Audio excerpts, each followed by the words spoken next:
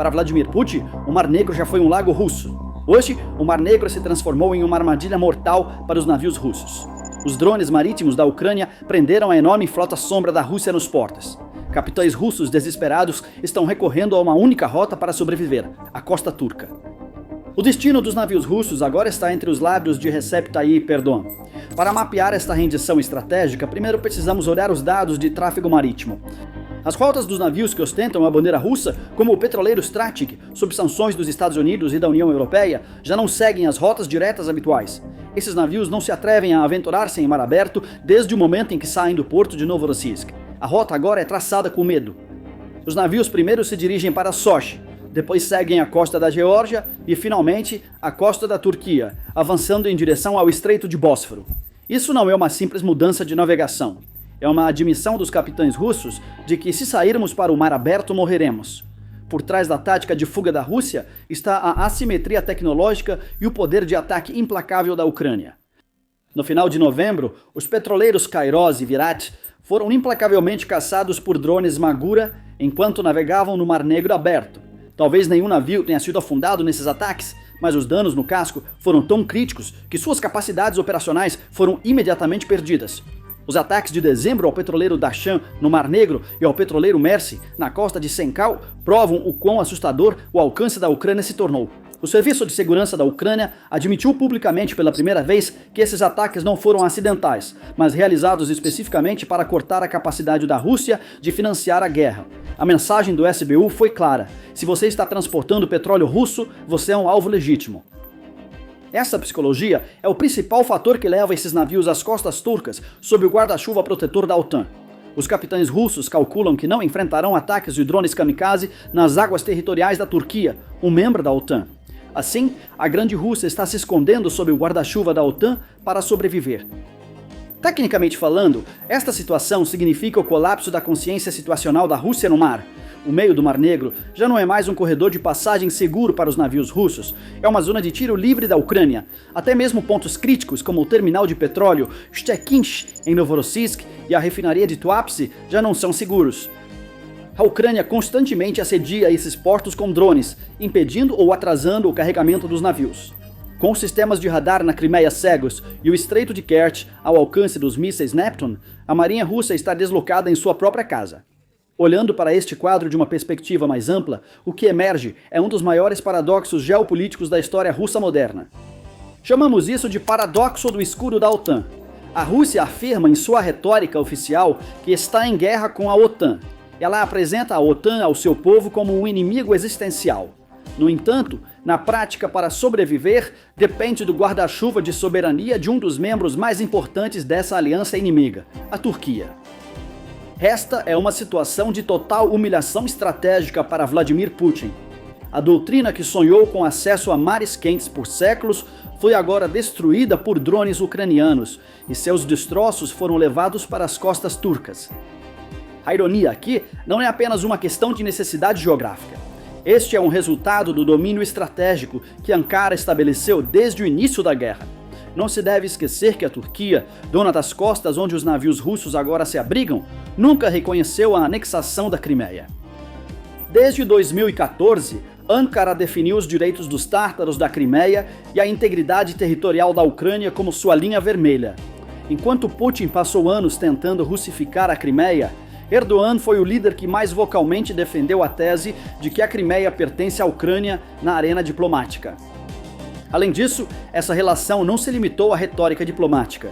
Nos primeiros dias da guerra, quando Kiev estava prestes a cair, foi a Turquia que estava por trás dos lendários Bayraktar TB2 que pararam os comboios blindados russos e destruíram os planos de invasão.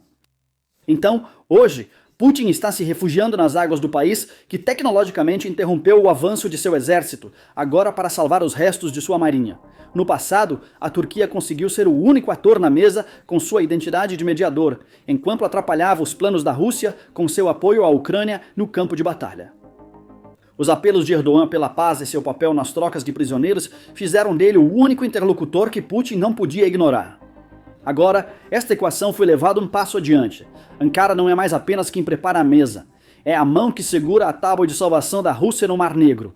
Em um possível cenário, Putin pode ser forçado a oferecer à Turquia um desconto muito significativo no gás natural em troca da passagem segura de petroleiros ao longo da costa turca. Uma redução de 20 a 30% no preço dos gasodutos Blue Stream e Turkish Stream existentes aliviaria a conta de energia da Turquia, mas seria um custo de sobrevivência para a Rússia. Isso seria uma vitória econômica para Ankara e um tributo necessário para Moscou. No entanto, a questão pode não se limitar ao gás. Putin poderia trazer de volta à mesa o acordo do corredor de grãos do Mar Negro, que colapsou em 2023, desta vez em troca da segurança de seus próprios petroleiros. A barganha, dê imunidade aos meus petroleiros e eu libero o grão, é um momento que solidifica o papel de Erdogan como mediador global, enquanto mostra o quão encurralado está Putin. Por outro lado, essa situação também exige um equilíbrio delicado para a Turquia. Navios russos, usando as águas territoriais turcas como escudo, estão causando desconforto entre a Ucrânia e os aliados ocidentais. Embora Ankara aplique meticulosamente os poderes que lhes são concedidos pela Convenção de Montreux, a tática da Rússia de buscar refúgio carrega o risco de, inadvertidamente, colocar a Turquia na posição de protetora logística da economia de guerra russa. No entanto, a estratégia de Erdogan de não transformar o Mar Negro em uma zona de conflito mantém a Rússia sob controle, enquanto lembra ao Ocidente sua importância estratégica. Dada a postura muito mais dura e hostil de outros membros da OTAN que fazem fronteira com o Mar Negro, como a Romênia em relação à Rússia, a rota turca é a única saída desnecessária para a Rússia. A Romênia define Moscou como um criminoso de guerra e agressor devido a partes de drones russos caírem em seu território e violações do espaço aéreo. A crescente cooperação militar de Bucareste com os Estados Unidos e seu apoio às patrulhas da OTAN no Mar Negro tornam essas costas uma zona proibida para navios russos. O outro elo que completa este círculo de isolamento é a Bulgária.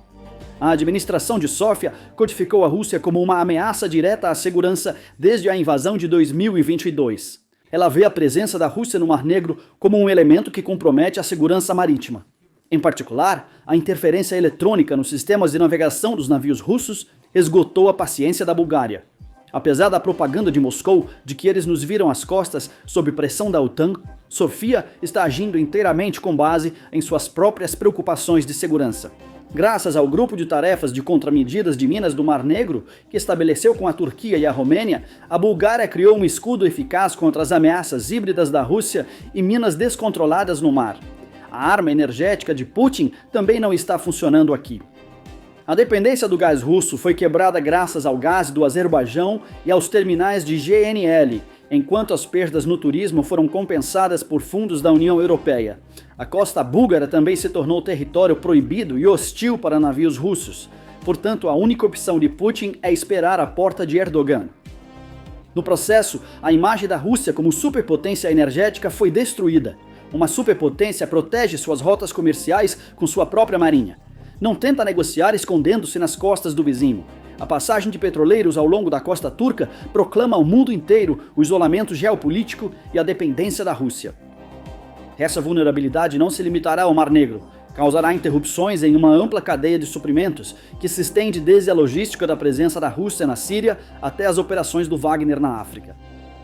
Porque o Mar Negro é a tábua de salvação da Rússia para mares quentes, neste momento a Ucrânia tem as mãos nesse pescoço e a Rússia está implorando a Turquia por ar.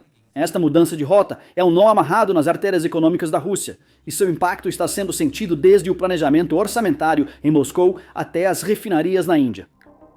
Há uma regra imutável na ciência da logística. Se a rota se alonga, os custos aumentam. Se o risco aumenta, o seguro entra em pânico. Petroleiros russos, estendendo sua rota ao seguir a costa turca, multiplicam o custo de cada viagem. Custos de combustível, despesas com a tripulação e, mais importante, tempo perdido. Em uma economia de guerra, o tempo é mais valioso do que o dinheiro e a Rússia está atualmente perdendo ambos. Ainda mais crítico é o colapso do mito da frota sombra. Putin gastou bilhões de dólares para contornar as sanções ocidentais, criando uma frota sombra de petroleiros antigos, não segurados e não regulamentados. O objetivo dessa frota era canalizar petróleo de forma secreta e rápida para os mercados mundiais, especialmente China e Índia. No entanto, esses navios, agora brincando de esconde-esconde na costa turca, à vista de todos, bem debaixo dos radares da OTAN, destruíram o princípio do sigilo. Esses navios não estão mais nas sombras, estão sob os holofotes. A localização, carga e rota de cada petroleiro estão sendo rastreadas em tempo real. Essa transparência é uma mina de ouro de inteligência para a Ucrânia e seus aliados ocidentais. Saber o que cada navio está transportando torna as manobras de estrangulamento econômico e diplomático contra esse navio muito mais fáceis. O verdadeiro golpe no fronte econômico, no entanto, está sendo sentido nos prêmios de seguro e risco. A declaração do Mar Negro como zona de guerra e o constante alvo em navios russos afastaram os gigantes internacionais de seguros de transporte marítimo desta região. Os prêmios de seguro aumentaram 300%. Mesmo que a Rússia tenha acionado suas seguradoras estatais, os compradores da carga desses navios veem o risco aumentado. Para um comprador, a possibilidade de suas mercadorias serem atingidas por um drone ucraniano é uma ótima desculpa para exigir um desconto. As refinarias chinesas e indianas já estão comprando petróleo russo abaixo do preço mínimo de abaixo, dizendo: os navios não estão chegando com segurança, estamos correndo um risco. Putin pode conseguir vender seu petróleo, mas tem que fazê-lo a um preço mais baixo, com custos e riscos maiores a cada dia. As receitas de petróleo são o único fluxo de caixa do Kremlin, lubrificando sua máquina de guerra, pagando os salários dos soldados e financiando a produção de mísseis. 4 petroleiros atingidos em novembro e dezembro e a infraestrutura portuária danificada causaram um corte de bilhões de dólares nesse fluxo. Uma queda de 30% nas exportações e os custos de seguro atingindo níveis astronômicos abriram um buraco no orçamento de Moscou que é difícil de fechar. Além disso, as relações com aliados de armas como o Irã e a Coreia do Norte também estão sob ameaça. A Rússia paga em grande parte pelos drones e munições que recebe desses países através de exportações de energia ou troca. O bloqueio do Mar Negro e a perda de receita podem interromper os pagamentos de Putin a essa aliança sombria. O Irã não vai querer arriscar seus próprios petroleiros ou cargas para a Rússia. A humilhação do poder naval da Rússia reforça a percepção em Teherã e Pyongyang de que Moscou já não pode nos proteger, não pode nem se proteger. Olhando para todo esse quadro da perspectiva de Kiev, vemos uma tremenda vitória assimétrica. A Ucrânia, um país sem marinha, fez história ao expulsar uma superpotência naval de suas águas territoriais, marcando uma mudança na doutrina. Então, o que essa situação concretamente ganha para a administração Zelensky? Em primeiro lugar, a autoridade de estrangulamento econômico. No início da guerra, a Rússia ameaçou o mundo com uma fome ao bloquear as exportações de grãos da Ucrânia. Hoje, os papéis se inverteram completamente. A Ucrânia agora tem o poder de bloquear as exportações de petróleo da Rússia, ou seja, o financiamento da guerra. Kiev está usando drones Magura não apenas como uma arma, mas como um barril apontado para a carteira de Putin. No caso de uma possível negociação de paz ou conversas de cessar-fogo, essa capacidade será a maior moeda de troca de Kiev. Quando Zelensky se sentar frente a frente com Putin, ele estará em posição de dizer: se você quer que a frota sombra navegue em segurança em mar aberto, levante o bloqueio no Mar Negro ou retire-se dos portos que ocupou. Isso fortalece incrivelmente a posição de Kiev na mesa de pôquer diplomático. Segundo, o status de refém da Crimeia. O colapso do domínio russo no Mar Negro retirou da Crimeia seu status de ativo estratégico para Moscou, transformando-a em uma responsabilidade indefensável. A península não é mais um centro de projeção de poder russo. É uma prisão sob cerco de mísseis e drones ucranianos. Uma Crimeia com suas linhas logísticas atingidas, sua marinha fugindo e suas defesas aéreas violadas é insustentável para Putin. Em negociações de paz, mesmo que a Ucrânia não retorne a Crimeia por meios militares, pode forçar a Rússia a se retirar ou declarar a península uma zona desmilitarizada, tornando-a efetivamente inabitável e indefensável. A Crimeia, que Putin chama de solo russo eterno, agora é uma refém dentro do alcance de tiro de Kiev. Terceiro, a sustentabilidade do apoio ocidental. O sucesso da Ucrânia no Mar Negro é a mensagem mais clara para seus aliados ocidentais. A tecnologia e a inteligência que vocês nos deram estão funcionando. A vitória no Mar Negro é a história de sucesso mais brilhante de Kiev contra um público ocidental cansado que diz: a Ucrânia não pode vencer a guerra. Esta situação também serve como um ponto de referência para quebrar hesitações sobre o uso de mísseis de longo alcance dentro da Rússia. Kiev está derrubando as paredes do medo do Ocidente ao dizer: olhem, cruzamos as linhas vermelhas e a Rússia não usou armas nucleares, apenas capturou seus navios. Como resultado, a equação no Mar Negro mudou irreversivelmente. A guerra iniciada pelos sonhos de conquista de Putin transformou a Rússia em um pária em seu próprio mar. A outrora magnífica frota do Mar Negro foi reduzida a pilhas de metal confinadas aos portos, enquanto a frota mercante se tornou fugitiva, buscando refúgio nas costas de outros países. A Ucrânia sem uma marinha, eliminou o Império Marítimo com inteligência e tecnologia. E a realidade mais dolorosa para a Rússia é que a chave do Mar Negro não está mais pendurada nas paredes do Kremlin. Essa chave está no bolso de Ankara e na mira dos veículos navais não tripulados de Kiev. A guerra afundou não apenas os soldados da Rússia, mas também sua reivindicação de status de grande potência no fundo do mar. Não há mais uma rota segura para os navios russos no Mar Negro. Eles terão que buscar refúgio nas costas turcas e aceitar a humilhação ou aventurar-se em mar aberto e arriscar a aniquilação. A escolha é de Putin, mas a iniciativa já não é dele. Então, quais são seus pensamentos sobre este assunto? Por favor, compartilhe suas opiniões nos comentários. Na PPR Global, continuaremos a monitorar os desenvolvimentos. Obrigado por nos acompanhar. Obrigado por nos acompanhar. Obrigado por nos